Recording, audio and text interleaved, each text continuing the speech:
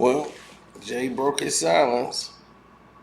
I see Nori down there. Nori over there lurking. Yeah, Nori in this room somewhere, and Yeah, obviously yeah. it was a lot to talk about. I mean, I don't want to ask anything specific because there was a lot to take in it, but I was going to ask you, did you watch it, and what did you think of it?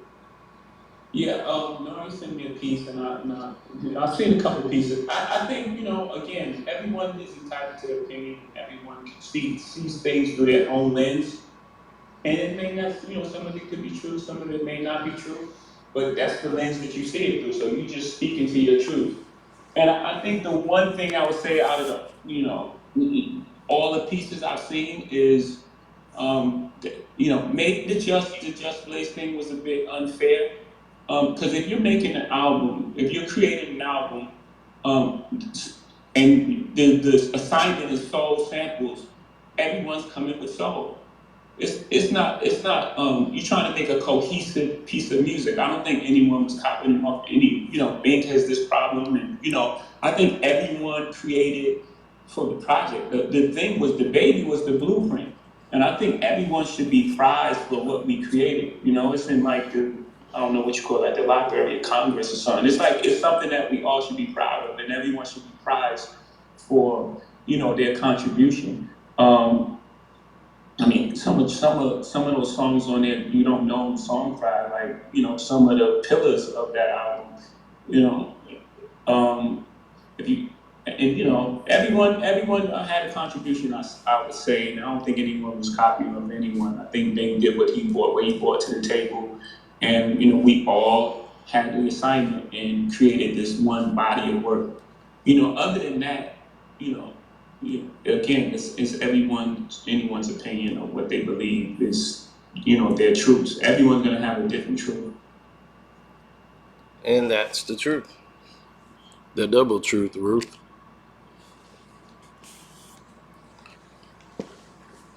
Everyone has different opinions on what they think they know, what they think they saw. But as I told you, this is known. If you know Kanye West, you know how he really felt about Just Blaze. Um, Nobody really knew until I made the truth behind video a few years ago, detailing the beef and this being the exact reason why. And when Kanye just came out and confirmed everything that I said, only a few people hit me up and said, "Man, Sino, you was just talking about this. You was right." You know, I'm somebody that love to say, "I told you so," but I told you so. Um, Kanye's narcissistic ways continue to basically exist to shame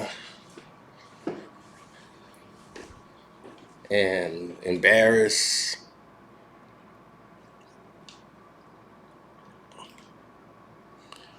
like everyone that's involved.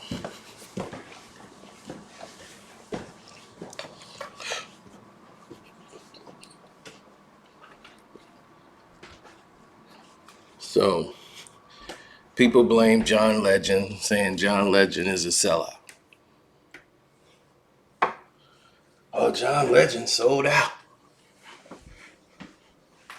John Legend did this. What about John Legend? John Legend did that. So you ain't say nothing about when John Legend did this. I'm like, boy, y'all are something else. This man went in Donald Trump's office, danced around with a red cap, hugging on the president of the United States. I love this man, ha ha.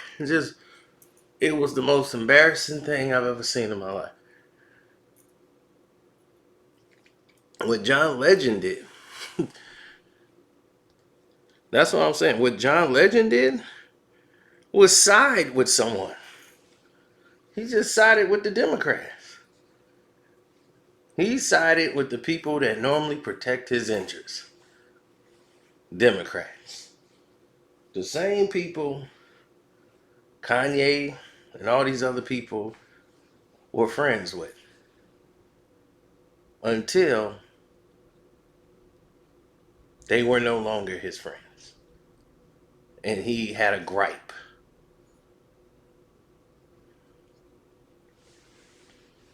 So when Donald Trump was letting Kanye know he could do things for him, because that's what it's really all about, people. So when you're talking about selling out, do you even know what a sellout is?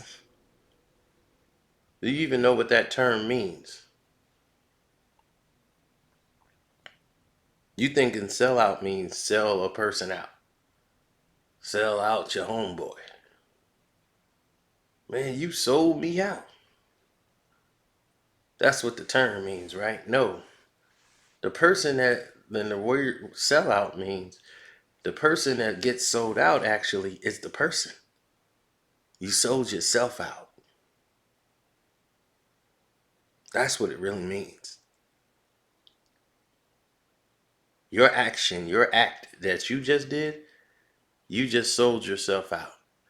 So when they say you're a sellout, that means you sold yourself out. Not that you sold somebody out. You sold yourself.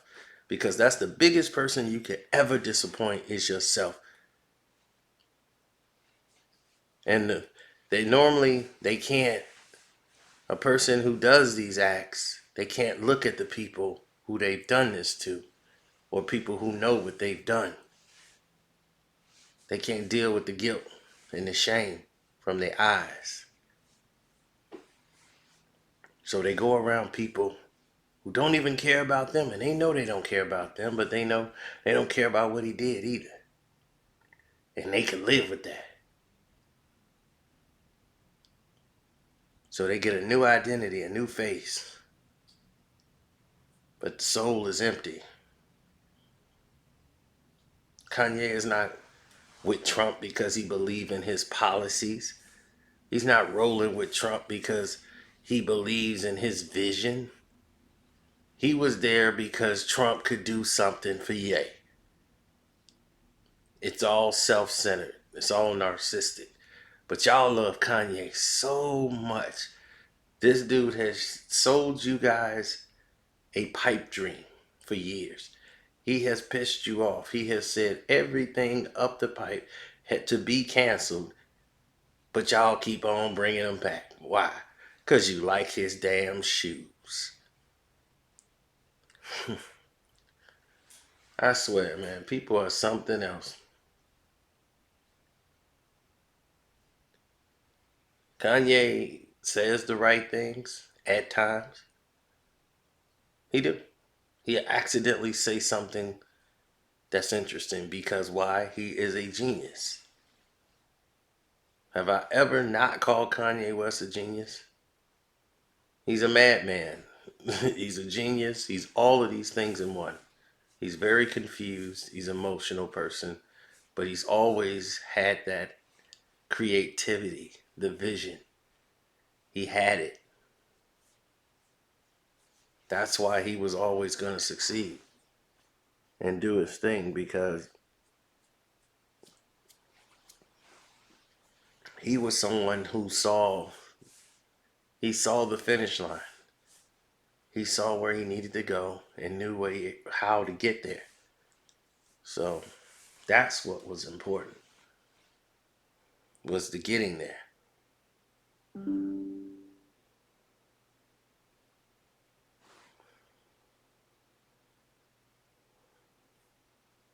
Now everyone today wants to attack the messenger. That's the format now, where the messenger is the one at fault.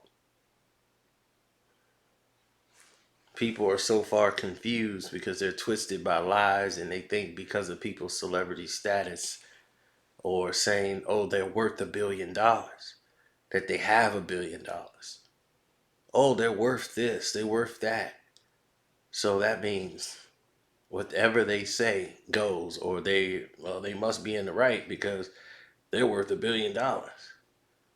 There's a lot of people that's worth $1 billion that's wrong as hell. I don't value someone's net worth and look at that and say, okay, I gotta accredit that for right and wrong. Well, he must be right because his net worth $1 billion. I saw a couple of idiots say that in the chat.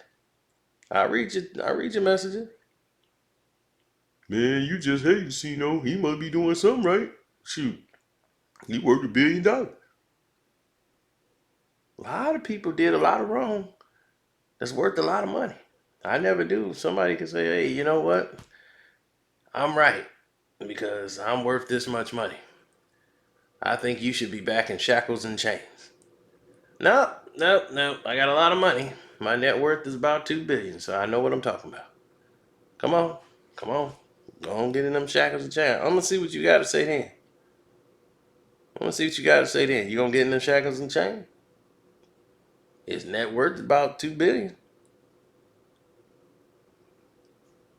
Since you follow behind everything people say because of their net worth. See how that gets you all jammed up?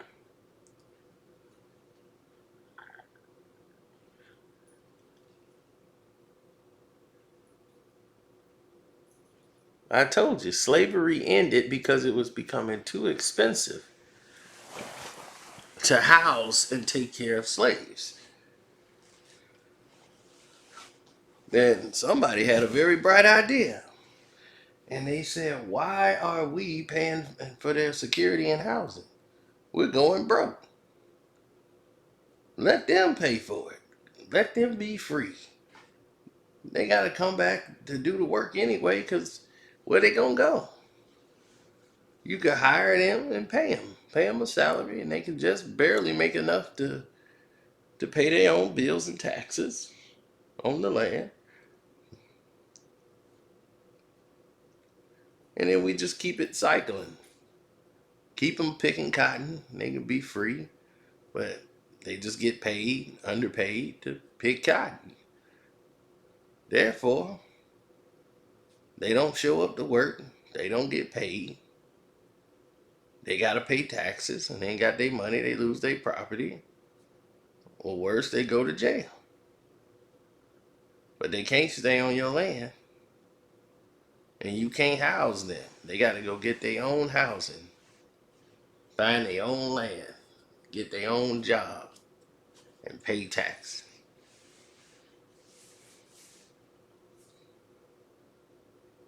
Hmm? They always got a department store job, right? Dealing with all that cotton, all them t-shirts, hanging them up, putting them up, still picking cotton, right? So when people say slavery is abolished, which slavery are you talking about? They don't have to put you in whips and chains. You already chained. They chain your brain. So if they got your brain under control, they've got your body and your soul, they got everything. All they need is your brain. You're afraid to think. Like thinking is going to break something in your head. You just want to go along with the status quo. You want to go along with a celebrity. That's why they pay these celebrities for commercials. Why you think they just give away money? They know this person has influence because they're a very popular figure. So because of their influence, we want to give them money to have them advertise for us. Because when people see them with something, they're going to want to have the same things. They're going to want to listen to the same things. They're going to agree with the same things, same principles. Even though they know nothing about it, he will sway people's minds. People can't see through the BS and are easily manipulated. I've always had a gift to see through BS. Where everybody else followed the primrose path, I'm the one who questioned everything.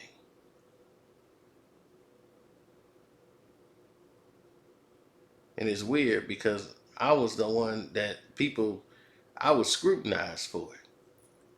You always questioning stuff.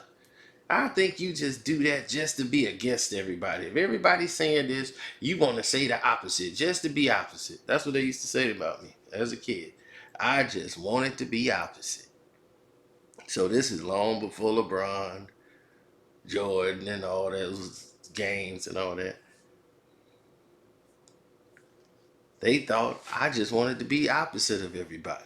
If everybody's saying left, I want to say right just to be opposite, which was wrong. That wasn't the reason I was doing it. I actually believed in what I was doing. I actually believed in my picks, in my decisions. I've never been that person that just said, well, I'm gonna be on the opposite side. Just cause y'all over there, I need to be over here. I don't do that.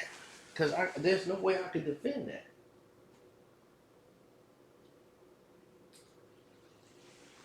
I couldn't even do that as a debate or try to find an angle to do something like that. I remember in debate class, I'm like, I don't know anything about that side. I would have to find out what I'm fighting for. It's like me, I don't just say Tom Brady is great because he won some championships. I'm saying Tom Brady is great because I've seen him play. He can play this damn game. And he's the best to ever do it at that position for damn sure this long. And if you don't watch the game, then maybe you'll deny it. But I watch the game, and from what I see, he's the greatest to ever do it. I don't know how to be anything else. I don't know how to be flaky. And here's another note since we're here talking about it. Let's talk about the Jay-Z lawsuit so I don't have to make another video about it.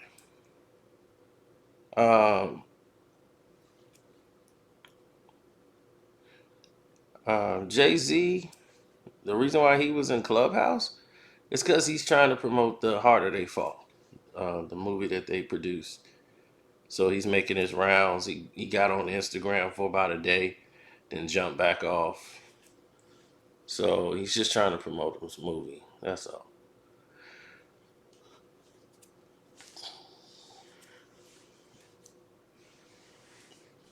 Now,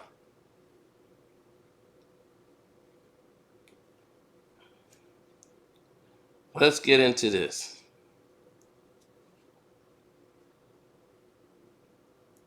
Jay-Z is suing a company over, what's his name? Parlux, over a perfume. Well, actually, a men's cologne called Jay-Z Gold. It has Jay-Z's name on it. Now, Jay-Z did not advertise Gold, the Jay-Z Gold, because of the way they halfway did promotions. He didn't like a lot of the ideas that they did. That's definitely the marketing strategies to promote Jay-Z Gold. So they decided to release it in drugstores overseas in England. And that is when Jay-Z pulled himself from his obligations because he was totally against that. And a lot of the ideas and marketing plans they did where he felt was half-assed and just quick money grabs. And he don't want his brand damaged the way that this would have been. If Jay-Z sitting there having his perfumes in a drugstore like Walmart or something, or CVS, he don't want his cologne sitting there right next to Neutrogena soap and and some rubbing alcohol and Lysol and Jay-Z's Gold. You see what I'm saying? So I understood where Jay-Z was coming from. And they was like, Jay-Z wanted to sabotage the project, the product and everything, the marketing, to try to get out of the deal. And Jay-Z is like, no way. I'm not going to cut off my nose to spite my face. This has my name, Jay-Z. Why wouldn't I want it to be successful if it has my name on it? So definitely, the commercial that they have for it has a lady laying there with gold sprinkles just falling down over her body. It's just, it almost looks sick.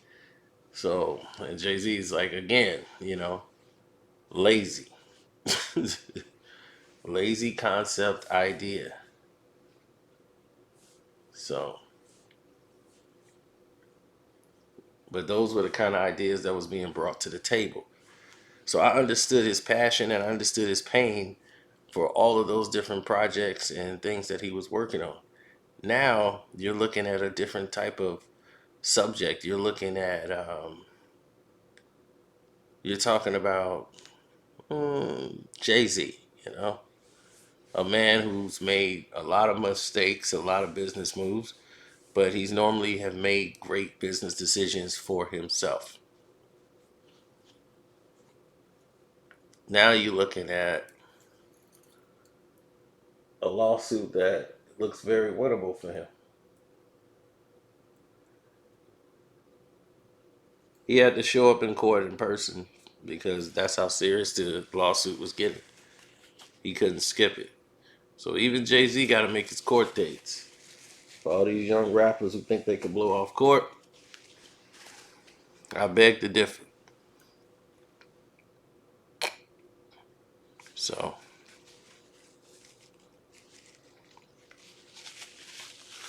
other than that, also, I want to say, don't forget to hit the like button, subscribe to the page.